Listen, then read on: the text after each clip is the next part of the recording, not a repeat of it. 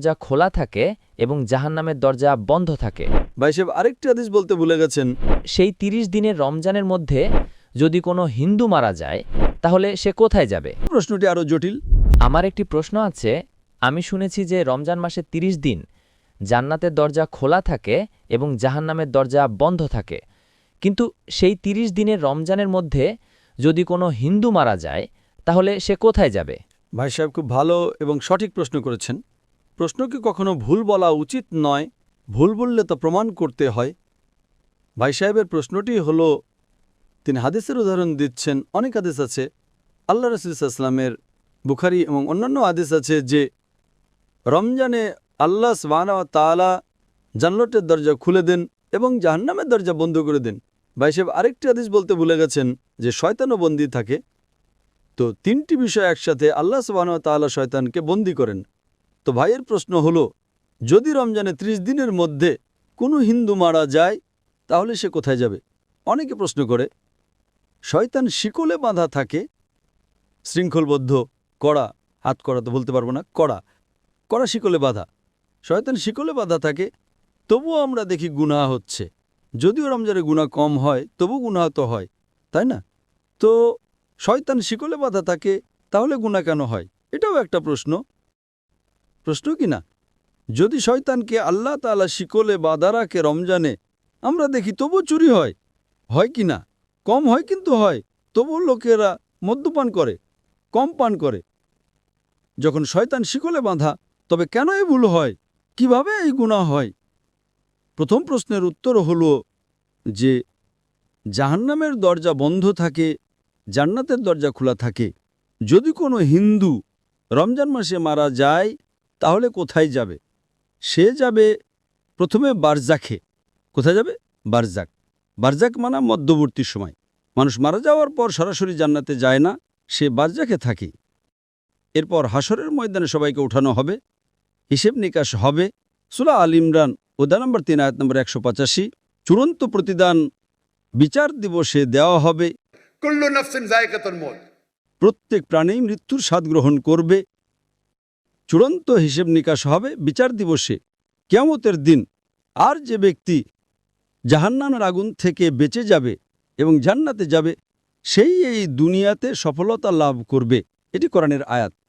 চূড়ান্ত হিসেব নিকাশ কবে হবে? বিচার দিবসে, এখানে নয়। তো রমজানে যদি জাহান্নাম বন্ধ থাকে, সে যাবে বারজাখে।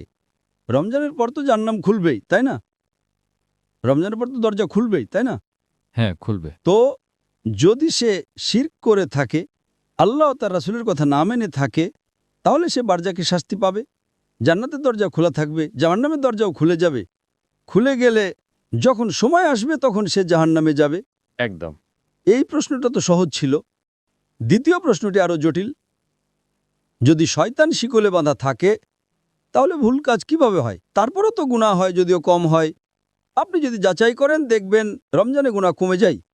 আমি একটা যাচাই করেছিলাম, যখন শয়তান শিকলে বাঁধা থাকে তারপরেও কিভাবে গুনাহ হয়। আর এই প্রশ্ন আমাকে খুব চিন্তিত করত। আমি যখন দাওয়াতে নতুন ছিলাম, আলহামদুলিল্লাহ কেউই প্রশ্ন করেনি, খুব চিন্তিত করত, কিন্তু আল্লাহ এর উত্তর দিয়ে দিয়েছেন।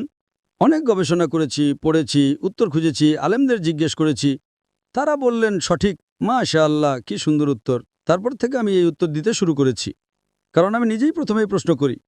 আমি নিজেকে আক্রমণ করি, কারণ আত্মরক্ষা করার জন্য আক্রমণ করা জানতে হয়। আপনি যদি আত্মরক্ষা করতে চান তাহলে আক্রমণ করা জানা জরুরি।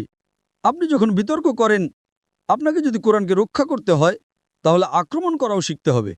আক্রমণে পারদর্শী হলে আপনি নিজেকেও রক্ষা করতে পারবেন। তো আমি এর উত্তর দিচ্ছি। আল্লাহ রাসূল সাল্লাল্লাহু আলাইহি ওয়াসাল্লাম বলেছেন যে শয়তান শিকলে বাঁধা থাকে। শিকলে বাঁধা থাকে। শয়তান মরে যায় না, জীবিত থাকে, কিন্তু শিকলে বাঁধা থাকে।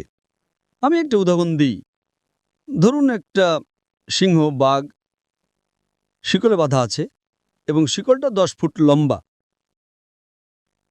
আপনি দূরে দাঁড়িয়ে আছেন, আপনি জানেন শিকলটা খুব মজবুত, তাই আপনি ভয় পাবেন না, তাই না? ভয় পাবেন না তো, শিকল মজবুত, কিন্তু শিকলটা 10 ফুট লম্বা। যদি একটা বাঘ বা সিংহ শিকলে বাঁধা থাকে আর শিকলটা 10 ফুট লম্বা হয়, আপনি 30 ফুট দূরে আছেন, শিকলটা মজবুত, আপনি কি নিরাপদে থাকবেন না? ভয় তো লাগবেই। ভীরু হলে ভয় লাগবে, তাই না? এমনি তো সিংহ ছাড়াও ভয় লাগতে পারে, কুকুর দেখে পালিয়ে যাবেন, বিড়াল দেখে পালিয়ে যাবেন। কিন্তু আপনি যদি 30 ফুট দূরে থাকেন তাহলে তো নিরাপদে থাকবেন, তাই না? হ্যাঁ কি না? একদম একদম। একদম। কিন্তু আপনি যদি সিংহের কাছে যান তাহলে কি হবে? খেয়ে ফেলবে। হ্যাঁ, তো আল্লাহ রাসূল সাল্লাল্লাহু আলাইহি ওয়াসাল্লাম যখন বলেন যে রমজানে শয়তান শিকলে বাঁধা থাকে, এর মানে হলো আপনি শয়তানের কাছে যাবেন না। ঠিক। আপনি রমজানে বলবেন, না আমি জুয়ার আড্ডায় যাব, রমজান মাস আমি মদের দোকানে যাব, তাহলে দোষটা কার? আপনার। তাই রমজানে শয়তানের শক্তি কমে যায়, কিন্তু শয়তান মরে যায় না। শিকলে বাঁধা থাকে মানে আপনি যদি দূরে থাকেন তবে নিরাপদ, কিন্তু আপনি যদি সিংহের মুখে হাত দেন, সে শিকলে থাকলেও তো আপনাকে খেয়ে ফেলবে, তাই না? একদম।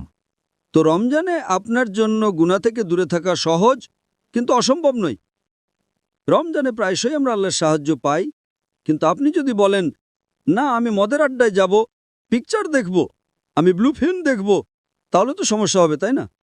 তো রমজানের শয়তানের প্রভাব কমে যায়, কারণ সে শিকলে বাঁধা থাকে।